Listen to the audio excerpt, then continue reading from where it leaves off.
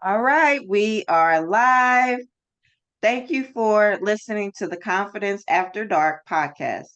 The main mission and focus of this podcast is to help couples learn to understand one another, listen to one another, and create a healthy environment for their family using the power of femininity, intimacy, and vulnerability.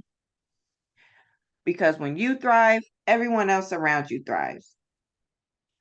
Today, I have a guest. Her name is Heather Jones, and she is a life coach who specializes in empowering moms to discover who they are outside of just being a mom so that they can live the life that they desire. And so I'm going to ask her a few questions, have her introduce herself, and we're going to talk about some topics to help those who are struggling with knowing who they are, getting rid of the guilt, and just embracing their full authentic self. Make sure that you subscribe to this podcast. And if you have any questions, make sure to leave a comment below. All right. Thank you so much for coming on. Um, I would like for you to start off by introducing yourself, who you are, what it is that you do, and who it is that you serve. Yeah, well, thank you for having me on. First of all, I'm excited to chat with you today. Who I am. Okay. Loaded question, obviously. I'm a mom, I'm a wife, I am a life coach, which I'll share with you a little bit more around who I serve in a moment. Um, I'm an Army veteran. I'm married to an Army veteran, newly retired one. Not me, but my husband. I'm an animal lover. I read like constantly. So I love to bake. There's a million things about me, but those are kind of the most important things and people in my life. And who I serve.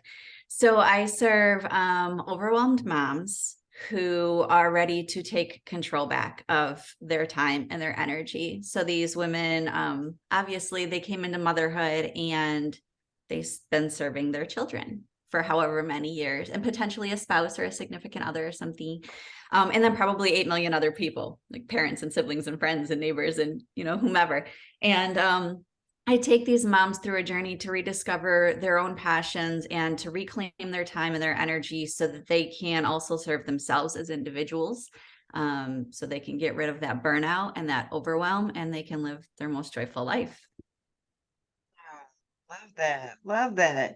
So yeah, we are in a similar niche because I also serve overwhelmed moms, like helping them create balance, between who they are, taking time for themselves, doing self-care, doing inner work, plus, being a mom, creating structure around that and everything. So yeah, we're definitely in the same space. And I have a huge passion around helping moms, especially those who are struggling, to find the right tools. So that's why I've been inviting a lot of guests on the podcast, and hopefully, one of the guests will have the right tool for them. So, um, I wanted to ask you, kind of on the personal level, what is your favorite thing to bake? Ooh. Oh, I'm so basic with that. I can bake. Okay, I can bake a range of things, but cookies. I think it's my Mm, favorite thing to bake because it's my favorite thing to eat. right, right. Cookies are, oh my goodness, they're so good. Um, I'm not good with cookies. I burn them. That's okay. I can send you some. I would love it. Oh my gosh. But I like baking. I love baking cakes and pies. I You think, do? yeah, I think that's my area, especially like cupcakes. I love cupcakes. Yeah. Um, I was just up at 12 o'clock in the morning eating cupcakes. That's why I I've been shouldn't bake. there. Why I I've, don't bake too often because I'll be yeah. up late snacking. But okay, enough about that. So so what got you into starting your life coaching business? Mm. So I'll make this as brief as possible. There's a little bit of a story. There always is with me. So I was an Etsy shop owner. I still am, actually. But I was an Etsy shop owner, and that was my primary focus.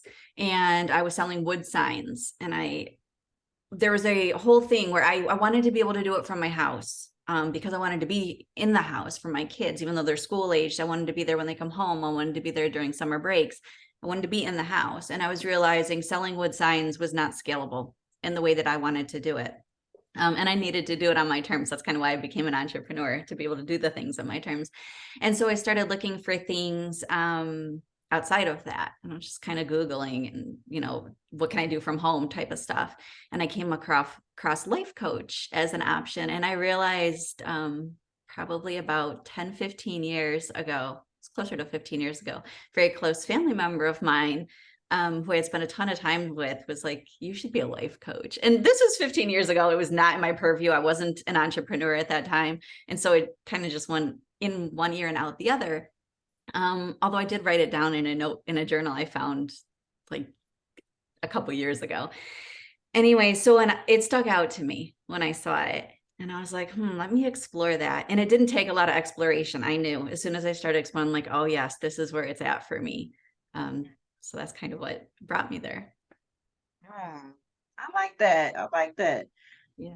We are very similar. I'm noticing because um I started off blogging. So, and it was pretty much the same. I was researching, what could I do from home, how to make, money at home, how to make money Yeah. as a mom, Yeah. mom side hustles and stuff like that. And it led me to blogging. I wasn't I wasn't comfortable with the coaching yet. And I'm Mhm. still, getting used to coming out of my shell because I'm a pretty Yeah. like shy introverted person. Gotcha. But I just started off blogging and I really enjoy writing on different topics. I wanted to just build that community that I feel like a lot of moms are lacking, Yeah. um, especially when it comes to, we just want to feel seen and heard and feel like other people understand what we're going through. Mhm. So, oh, were you going to say something? I was just gonna note, yeah, I think that's such a massive thing because so many, I mean, stay-at-home moms especially, or entrepreneurs who work from home, we're so secluded from Yeah. society in a lot of ways. And I mean, that's a generalization, but kind of a on point one. And we do, I mean, even moms who do work are out in the workforce, are out doing other things. I think we can internalize so much and think that we're alone in our struggles. And when we start talking to other moms, we start realizing, holy crap, all of us are going through the same thing. Like we really truly can relate, just not enough of us realize that there are so many other moms going through the same thing. And so they start to feel so alone. So I think that's really important work. Yeah. Yeah. Yeah, I definitely agree. I would like to see um I would like to see like social media be more interactive. I feel like it's good to be, on social media and getting in a lot of these groups, but I feel like it's also beneficial to get out and meet people in person because like you said, we are so secluded and we're in the house all the time. And, especially if you're an entrepreneur, you're running your business from home, just to be able to like get out, meet a group of other moms and Yeah. enjoy the fresh air, doing different activities, maybe painting, maybe yoga, like who knows, just anything relaxing. Bring the children, like doing children activities and stuff, just getting that fresh air I Mhm. found is very helpful, especially when you're struggling with those mental health type of challenges like anxiety, depression, having a lot of negative thoughts and things like that. And Yeah. so I would like to ask you, since you've been doing this for a while, what do you feel like is the number one struggle that a lot of moms are going through that they don't really speak about? Mm. Wanting something for themselves. I Hmm. think I I don't want to speak out of line here, but I would suspect that all of us want something for ourselves, Oh right? More yeah, than I we're working. definitely do. Yeah. we all want to show up for our families, and we want to show up for, those around us that we care about in our community. But how many of us are willing to admit or even feel comfortable admitting that we want something a little bit more for us too? Because it sounds selfish, right? A lot of women will tell you, I want to say this, but I feel so selfish. So I think that's a massive hurdle for, moms, women in general, all of us. Yeah, I definitely agree because that is something that I struggle with, the admitting part. I know that's what I want, and I'm able to say it out loud sometimes, but then it'll still be like this guilty part, like, am Yeah. I being too selfish? Yeah. Like, am I only focusing on myself? Am I not worrying about, my children enough or my husband enough? Like, am I not supporting them enough because I want to go after what it is that I'm passionate about, which is this type of work? So oh man, that's a great point. Yeah. And I would like to hear more moms speak about that. Like being able to balance, you being a mom, but you still wanting something just for you. If Mhm. you want to start that business just for you, if you want to have that career just for you, if you want to write that book and it just be all about you. I feel like that's important to have because it's promoting, well, not promoting, but it's keeping your individuality so you don't Mhm. get lost in other people. Yeah. Yeah, absolutely. Because what happens when those kids move out of the house, or let's just say the spouse goes and finds an interest of their own, or the significant other, whatever, whomever you may be doing life with, or maybe it's no, maybe you're a single mom and that's, whatever the case. What happens when those people aren't in your space, even if it's just for a little while, right? Yeah. You got to have Yeah. something for you, and it has to be okay that, you have to be okay with wanting that for yourself, or you're not going to go get it. Right. All the And then you're excuses gonna are going have to get in the way. exactly, and then you're gonna have regret, and that's a whole other beast. Yeah. So how do you combat that like inner guilt and that inner critic? Like, oh man, I'm doing too much. I'm being too selfish. I need to put my dreams on the back burner because everybody else needs me. Yeah. I love that question. That's my jam right there. The inner critic.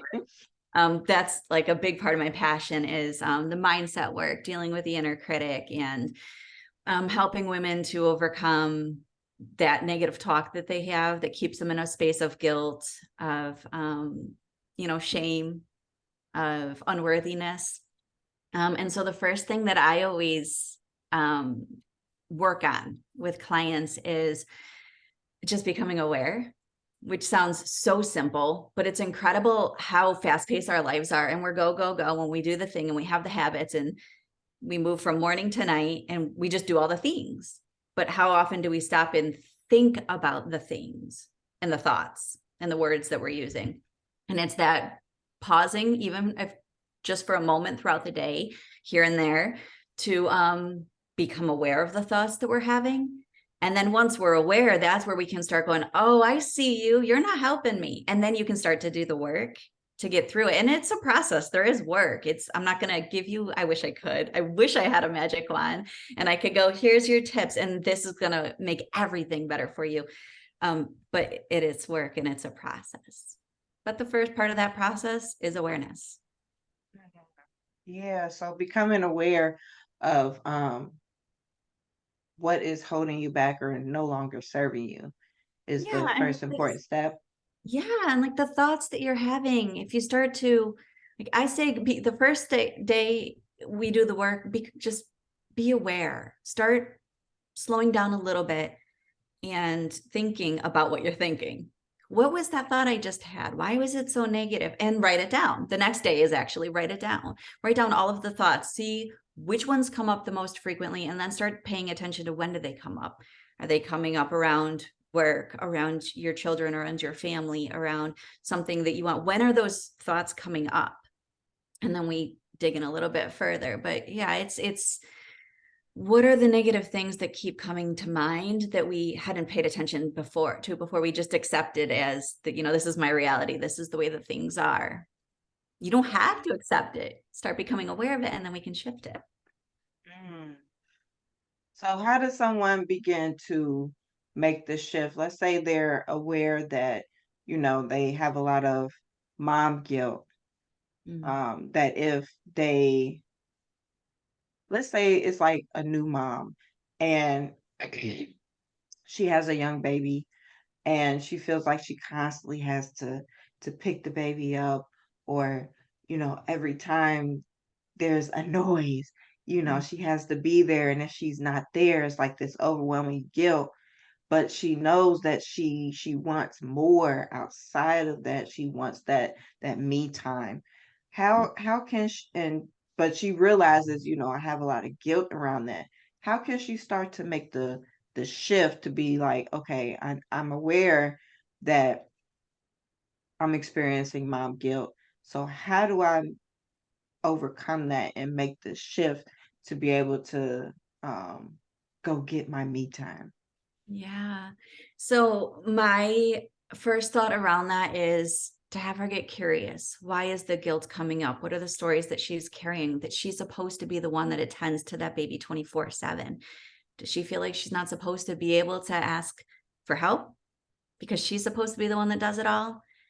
And why? Why did she feel that way? Did she see somebody else do it? Did somebody say that somewhere along her path and she picked it up and carried it with her? Why does she have that story?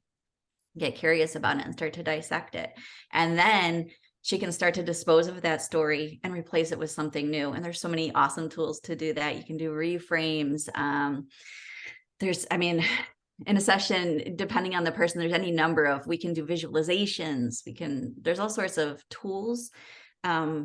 But what it comes down to is just initially getting curious. Why do I think that I have to do it all? Why don't I think that I can ask for somebody for help? Why do I feel guilty around that? Did my mom do that? Did somebody I know, that kind of thing. Yeah. So identifying the root cause and identifying the story, and then writing a new story, or Mhm. coming up with a different narrative Yeah. that's replaying in your mind, basically. Yeah. Giving herself permission to get rid of that old story because it's not serving her, Mhm. and to pick up a new one that better serves her, where she can show up better for herself and for that baby and for whomever else it is that she needs to show up for. Mm, mm. So what is the benefit of doing that inner mindset work? Like, what do you see your clients begin to what is the word I'm trying to use? How they start to What change, are, shift. yeah, how they start to Yeah. change? Like, what is the shift that you see when your clients start to do that mindset work, rewriting their story or coming up with a new narrative and becoming aware of their thoughts? What are the benefits that come out on the other side of that? There's so many. So the awareness, they start to recognize, wow, I didn't even realize that was there. And wow, I didn't even realize how much that was weighing on me. And wow, I didn't even realize I was able to replace that. And then um, just the confidence and the empowerment are the big things. When they start to recognize the mindset, and when they start to take the steps to change it, to shift the story, to pick up a new story, they're suddenly empowered in a way that they hadn't been empowered before. And then that empowerment leads to the desire and the willingness and the motivation to do more, which leads to bigger changes. And ultimately, that leads to, increased sense of self, autonomy, confidence in themselves, and their entire, it sounds small to have such a major shift, but their entire universe starts shifting, because then they realize, well, if I can change this, what else can I change? So Mhm. yeah, it's like a snowball effect. Right, right. Yeah, yeah. I see a lot of the benefits coming through when you start to do the work, but it is work, right? So how long does it usually take? Well, how long do you usually work with your clients? I usually work for 6 months, and that starts weekly. And then Mhm. it really is an individual process for each client. Typically around month 4, we start to look at, is she ready to shift to maybe like every other week? And then if she's really progressing and really running with it, and she's like, this is mine, I got this, we might even meet a little less frequently, but still for the duration of the 6 months to make sure that she doesn't fall off track. And then the opportunity to continue after that is always up to the client, depending on where they're at. And it doesn't even have to be a lack of confidence to want to continue to work with a coach. It's that support and accountability that they might not otherwise get. So, Right, exactly, exactly. So just so I'm clear and the listeners are clear, do you only work with moms or do you work with women in general? Maybe she wants to be a mom, but is perhaps struggling or just hasn't found the right partner yet, but she knows she wants to be a mom and she wants to get prepared, or she feels like she needs this type of work, or a mom to be, she is currently pregnant and expecting a child. Do you work with those type of clients as well? yeah, yeah. So, the reason I elected to work with moms specifically is because I am a mom. And because Yeah. the journey I take these mothers on is the journey that I took myself. So that I've been there, I felt that I can truly relate. But I'm a woman as well, and I was a woman without children at some point in my life, and so I've been there as well. So yeah, I'm totally open to working with women who aren't moms, who want to become moms, who might never want to become moms. If I had it my way, I would empower every woman in the world, and maybe the men. I've got nothing against. Well, we want to serve everybody. Yeah, but you have to, you have to select. You can't Yeah. show up for everybody. That's just nearly Unto impossible. yourself. Yeah, Yeah. maybe someday I'll remove that limitation. I'll serve everybody in the world. But today it's moms. But yeah, I'm totally open to working with women who aren't mothers for any number of reasons. They don't want to be, they haven't become that yet. Yeah, absolutely. So, what has your process look like as far as you evolving to reclaim your own identity outside of your children? Is that something that you struggle with, or were you always like, look, I'm going to have my own identity outside of them?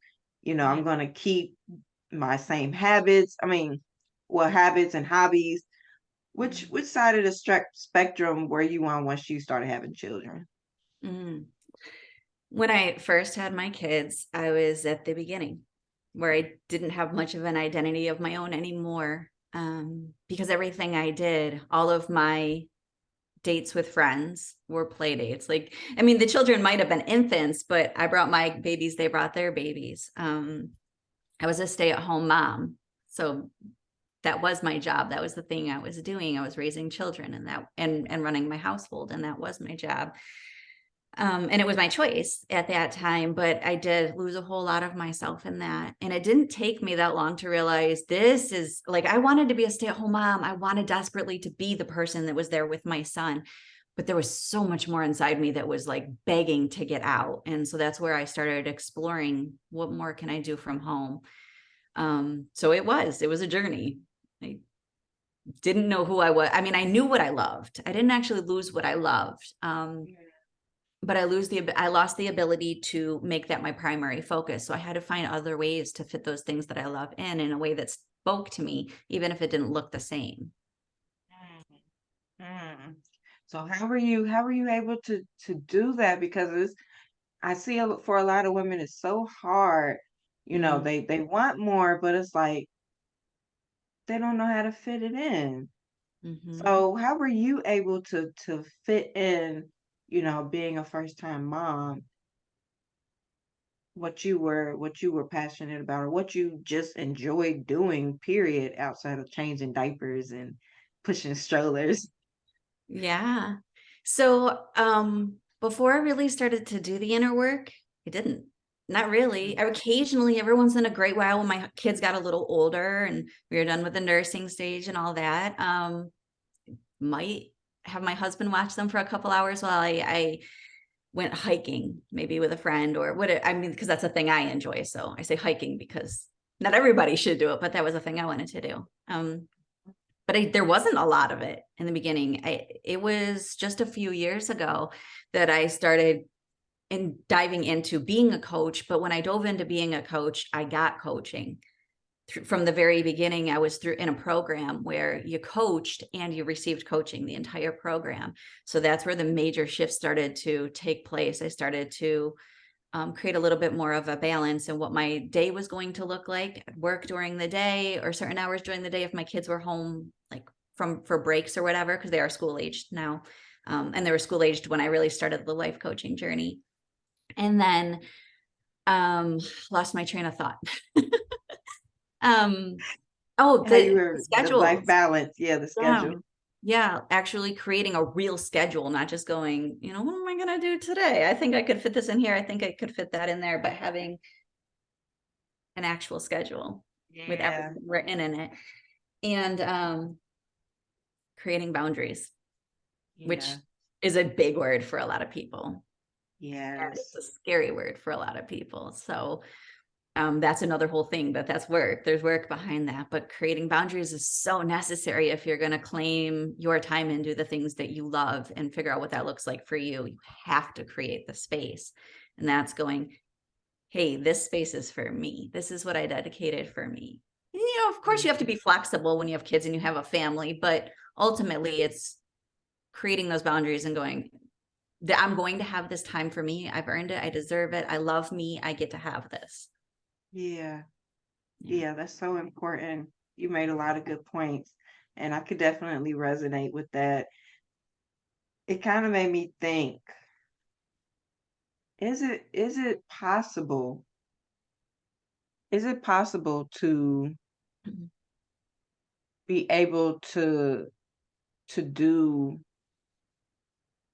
a lot when the children are young?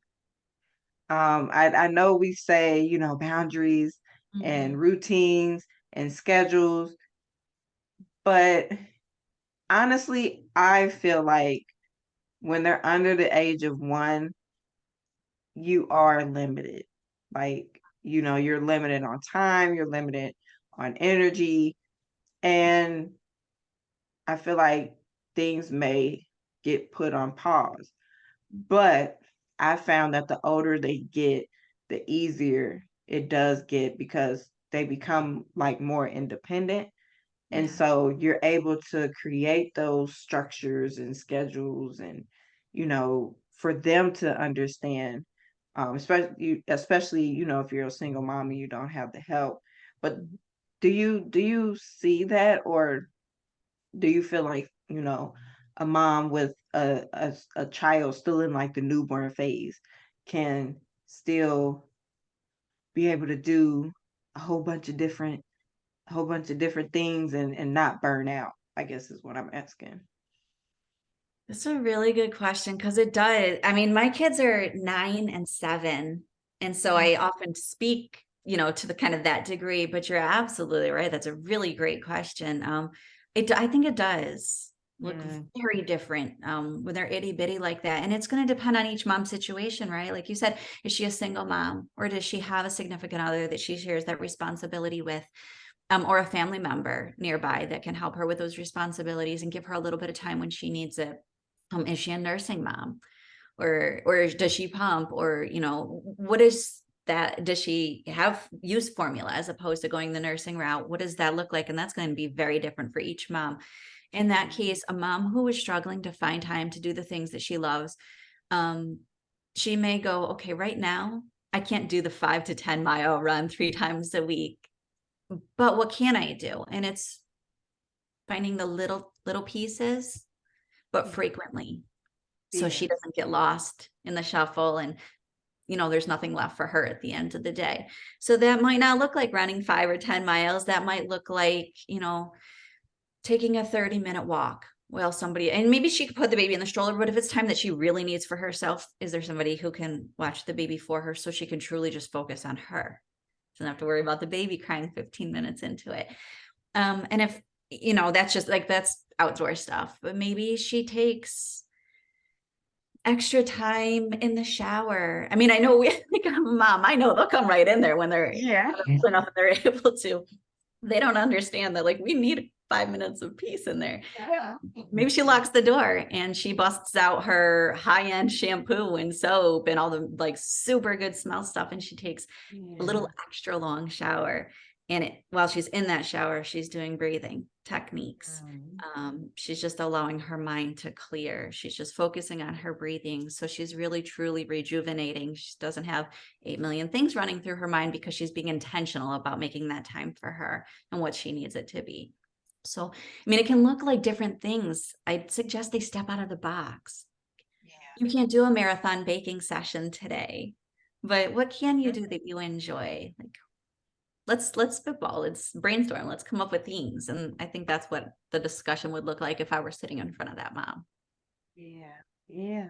Maybe buy a roll of cookie dough and slap it in the oven. That's 10 minutes. Okay, brainstorming. I love it. Since you said baking, now I want some cookies. See, I brought it back. I can't not. We got to talk about it. Right. Oh, I love that. That is very good advice. And I definitely agree.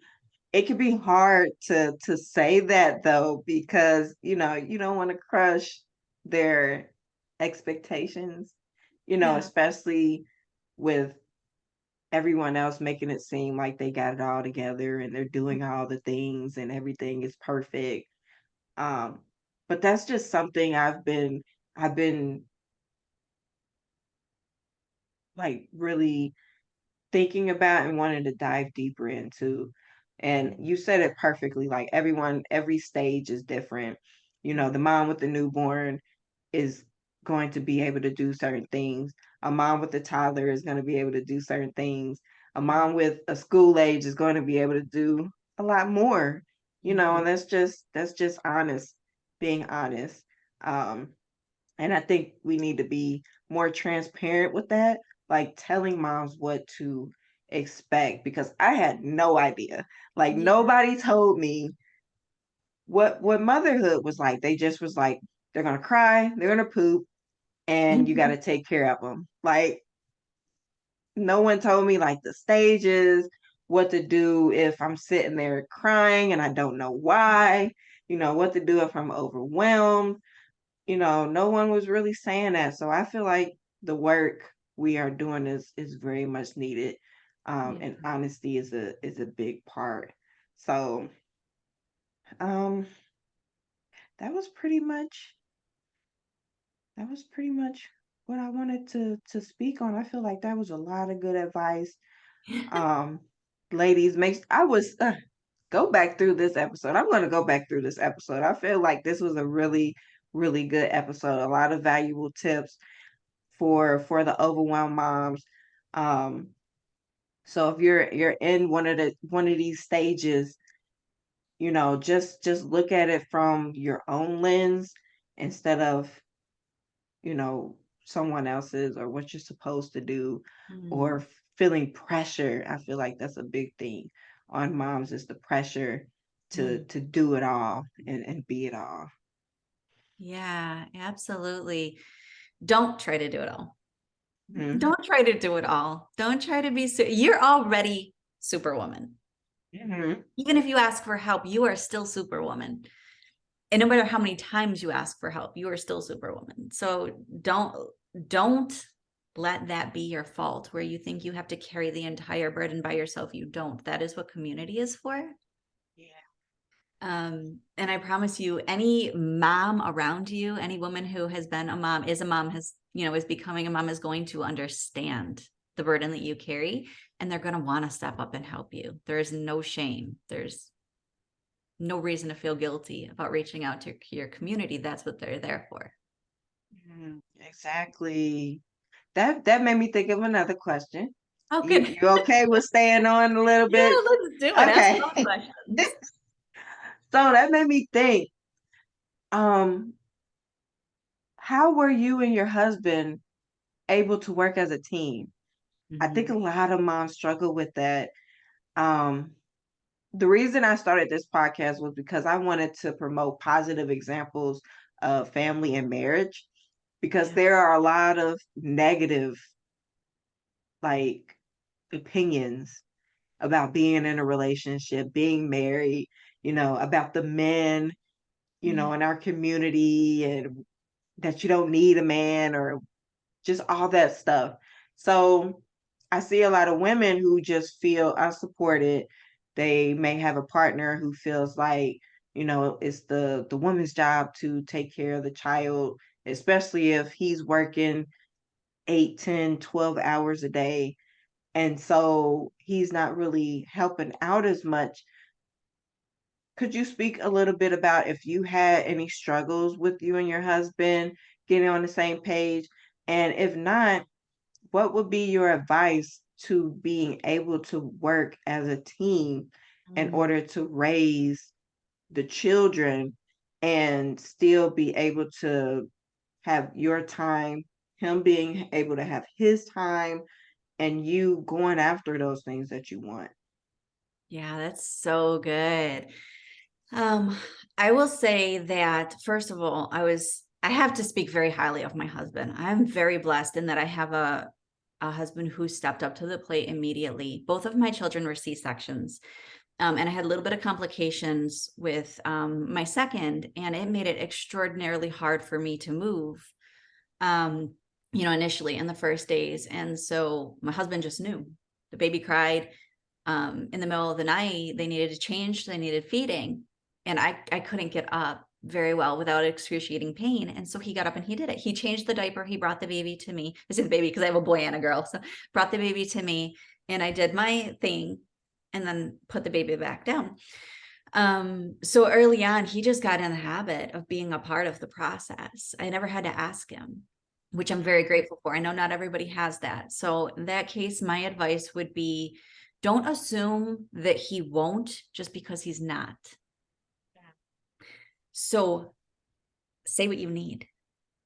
Yeah.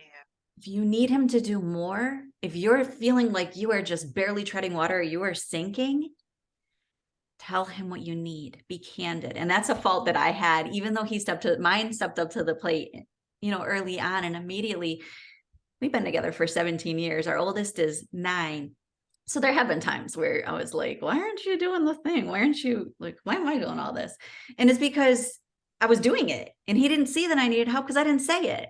Looked like I was doing okay inside. I was like, what the, you know? Um, and I didn't say the thing. And I was passive aggressive. That's my go-to when I haven't set my boundaries. So that's where my fault lies. One of them. I'm not like a one fault, but I have a ton of faults. But one of my faults has been not saying what I need. And I've learned if I just say, hey, I'm sinking over here. Can you let's do the thing together? Can you help me out here? He does. It's like magic. Yeah. Suddenly everything's working again because I spoke up and said what I needed. So my advice would be don't assume that he knows you need help. We don't like our significant other to be mind readers, right? Like, why don't you just know what I need? We've been together for 40 years. Why don't you know this by now? Right. Don't assume that they do. Give them the benefit of the doubt and say the thing that you need. Yeah. Yeah. Yeah. Men need a lot of direction. We all heard the rhyme when we were little. They Yeah. need some extra push. Just Give them joking, that but direction. yeah, they need a little extra push. But I definitely agree. Um, my thing was I would try to do it all, Mhm. and I wouldn't say anything out of like fear of it looking like I don't have it together or like I couldn't do it or trying to be or trying to be like a burden or whatever, feeling like I was a burden. And that was a lot of the mindset that work that I had to go through.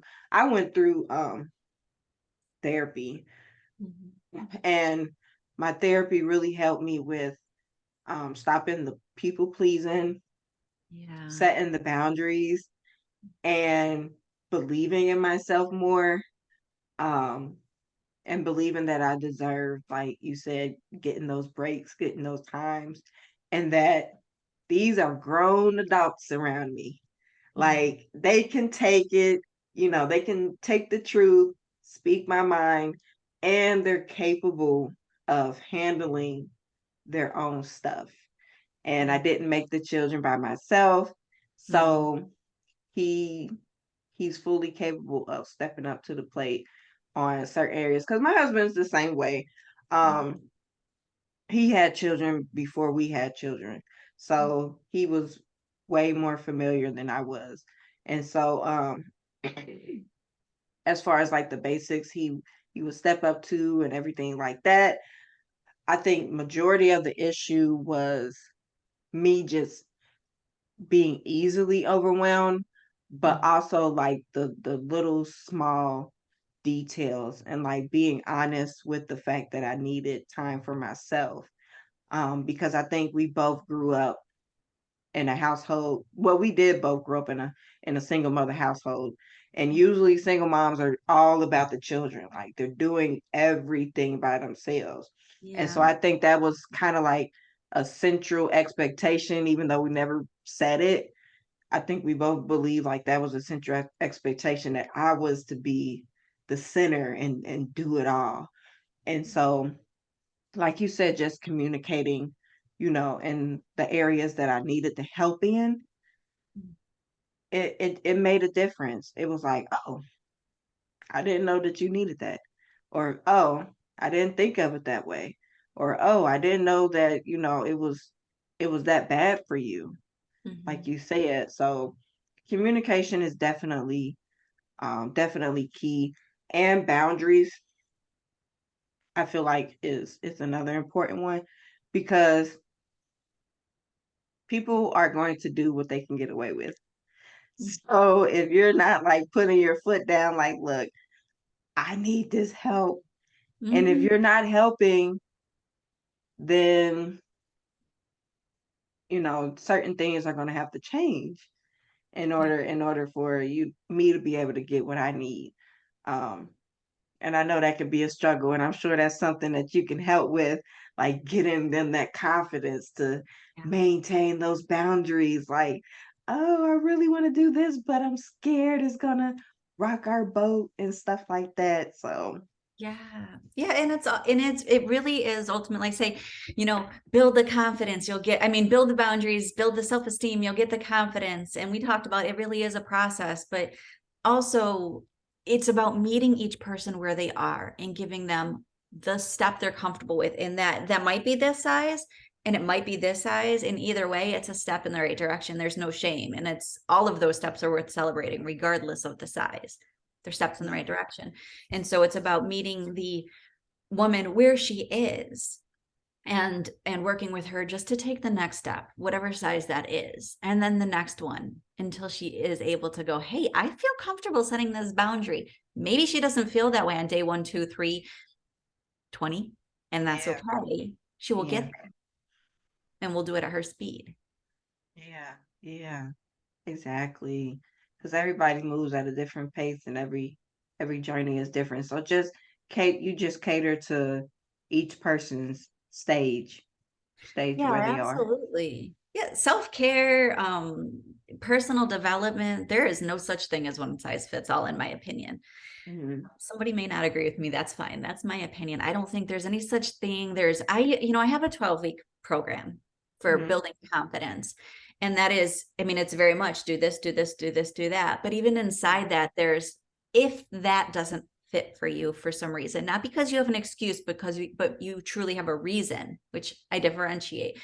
Excuses we're going to work through. Reasons we may need to work around.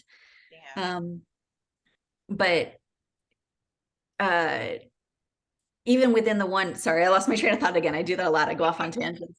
Even within the 12-week program, there's still an opportunity to build it to what that individual woman needs. So Yeah, I don't think it's ever one size fits all. Well, we work from where you are. I meet you where you are. I agree. I agree. That's a good point. So we're at the end. I promise this time that was my last question. I love that answer. So if you could just tell the listeners where they can find you, how they can book a call with you, and um just any information, and then if there's any last thing you want to say, any last advice, any last motivational TED talk you want to get put out there, shoot for it. Didn't know I'd be doing a TED talk today. Put me on the spot. Okay, so here we go. The one place that's easiest to find me is heatherjonescoaching.com. I got lucky and I got my name. So heatherjonescoaching.com, and then all of my social media handles and my booking links are going to be there. So if there is anybody who's interested in booking a consultation, they're free. And we just discuss where you're at and see if we're a good fit. We just kind of chit chat a little bit. It's very go with the flow, see what comes of the conversation. Let me know what you need. And, anyways, there's that. And they can find that link on heatherjonescoaching.com. And then Instagram is, they gave me underscores. It's Heather_Jones_coaching. And then Facebook is just Heather Jones Coaching. So advice. Oh my God. I could do this all day. The inspirational stuff. That's what lights me up. So I think,